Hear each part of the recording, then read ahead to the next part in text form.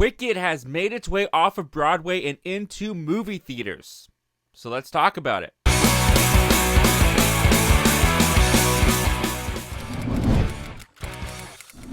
Hi, my name is Zach, and I started this YouTube channel because I just cannot watch a movie without having to talk about it afterwards. If you find yourself the same way, you're in the right place, my friend. Consider hitting that subscribe button. And while you're at it, I want this to be a conversation, a dialogue between me and you. So jump down in the comment section below. Tell me, what are your thoughts on Wicked? Have you seen it? Are you planning on seeing it? Or are you just going to defy gravity away from this thing?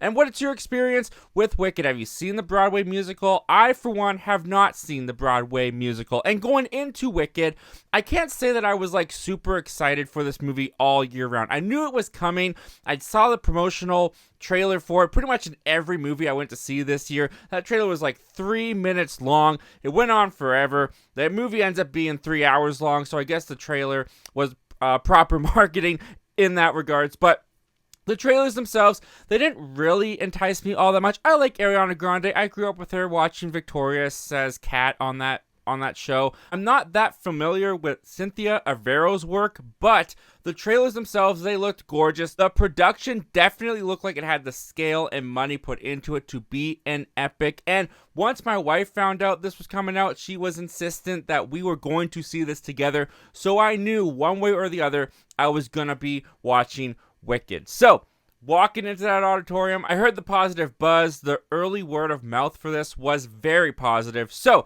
let's get into my thoughts. What worked about Wicked? And honestly, guys, without even burying the lead here, Wicked was phenomenal. The thing that I love the most about movies, it takes basically a whole community for people to come together and bring to life someone's vision. And I love when all of the pieces of the elements of filmmaking come together, complement, and help to elevate each other. And that's exactly what you get here with Wicked. From top to bottom, everything here just felt immaculate. Starting with the incredible production, because going into Wicked, I knew that it was connected to Wizard of Oz. I knew that it was about how the Wicked Witch became the Wicked Witch. But what I wasn't expecting was the world building of Wicked, how they were able to take the world of Oz, expand upon it, and go deeper into the lore, into the various corners of this universe. And this movie looks gorgeous. The cinematography here is firing on all cylinders. Every single frame of this thing is popping with color, with vibrance. It looks appealing to the eye for the whole 3 hours. On top of that, with this being a musical, the musical sequences in here are incredibly well done. Like I said, I haven't seen the Broadway musical, so this was my first exposure to a lot of these songs. But even just the direction and the staging of the musical sequences themselves, they are all incredible and almost hypnotic to look at. There are some really cool and dynamic ways that they decided to shoot a lot of these musical sequences. There's one musical sequence in particular that takes place in like a library, but the books on the shelves are kind of like hamster wheels and they keep turning, and they use that environment to basically choreograph a whole dance sequence with dozens of extras in the background. It absolutely blew me away. The unisons and all of the work that went into bringing this choreography onto the screen and looking fantastic as it does really showed off here, and it was from top to bottom perfection. Speaking of perfection, another thing that's working here definitely to Wicked's advantage is the performances by Ariana Grande and Cynthia Erivo. I grew up with Ariana Grande. I watched her on Victorious. I've seen her as an actress. I know a lot of people are this is their first exposure to Ariana Grande as an actress. She's much more known as a pop star nowadays, but I always knew that she could act. But she has definitely grown, as she should, from her days of Victorious. And in this movie, she was without a doubt sensational. I was extremely captivated by Ariana Grande's performance, because there's a lot of things that Ariana Grande has to do in her performance. She's kind of the mean girl, but she also has to endear you. She has to be charming. She's got a lot of comedic beats that she has to hit, and she knocks all of it out of the park. And of course, she's got a killer voice, so she sounds phenomenal with the musical sequences. But that's not taking anything away from Cynthia Erivo as Elphaba in here, the Wicked Witch, or soon to be Wicked Witch. She has to give such a sympathetic performance. You are immediately endeared to her character. You're on her side. You feel bad from her. They go really into just how tragic of a backstory this character really has, and the underlining anger that is there for her character that will eventually be used to become the Wicked Witch. She is able to pull off both sides of that simultaneously, where you can see how that anger festers in her that she could become the Wicked Witch, but at the same time, you're just like, oh man, she becomes the Wicked Witch. And that's something that Wicked did that I was not expecting. I loved these characters when they are at odds with each other, when they are teaming up and they're friends, whatever they are doing. Ariana Grande and Cynthia Erivo have phenomenal chemistry throughout this entire film. They are the engine that keeps this film running, and they are one of the reasons why, with this 3-hour running time,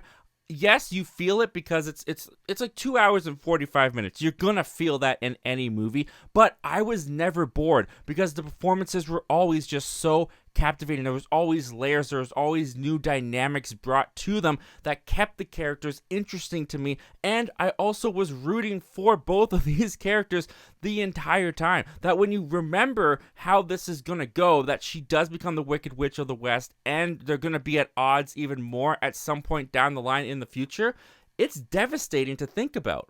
And also in the cast here, you got Michelle Yeoh, and you've also got Jeff Goldblum. And look, Michelle Yeoh is definitely in it more than Jeff Goldblum. She does a great job. But Jeff Goldblum, when he does pop in here as the Wizard of Oz, he is just great. Jeff Goldblum, you just throw Jeff Goldblum into any room, into any scenario, he can just make it work. You love him. He's got the ums, he's got the uhs. It sounds like he's just coming up with things on the spot.